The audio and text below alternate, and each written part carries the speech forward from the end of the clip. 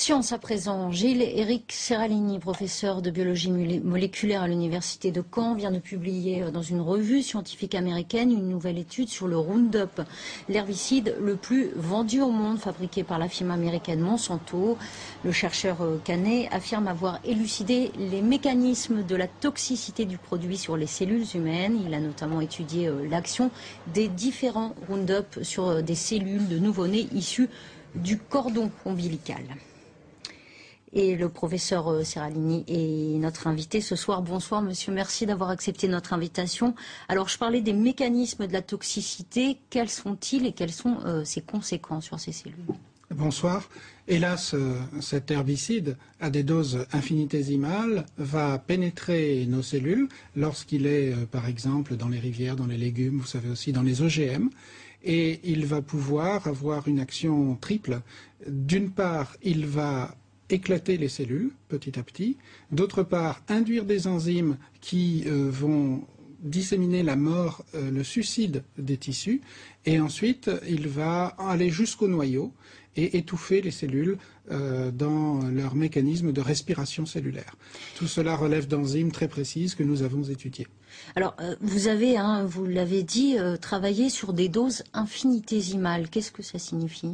Cela signifie que nous sommes exposés tous les jours à ce type de polluants parce que c'est un des désherbants les plus répandus dans le monde et qu'il y a aussi beaucoup de copies à base de glyphosate de ce désherbant sur les marchés. Et donc nous en avons utilisé de 4 types et nous avons utilisé cela à des dilutions de 100 000 par rapport à ce qui se vend sur l'étagère du magasin.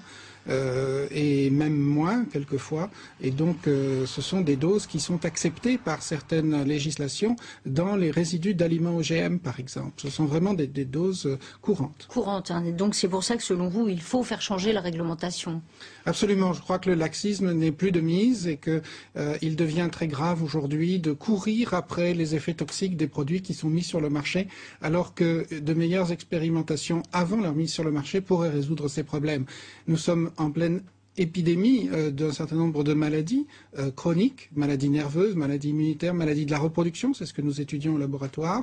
Et il est temps de regarder les effets des mélanges et les effets sur les cellules humaines de ces produits. Voilà, vous avez démontré qu'on sous-estime la toxicité des mélanges qui constituent le Roundup. Absolument, parce que ces produits sont toxiques et sont sollicités en mélange. Ils sont vendus ainsi dans les magasins.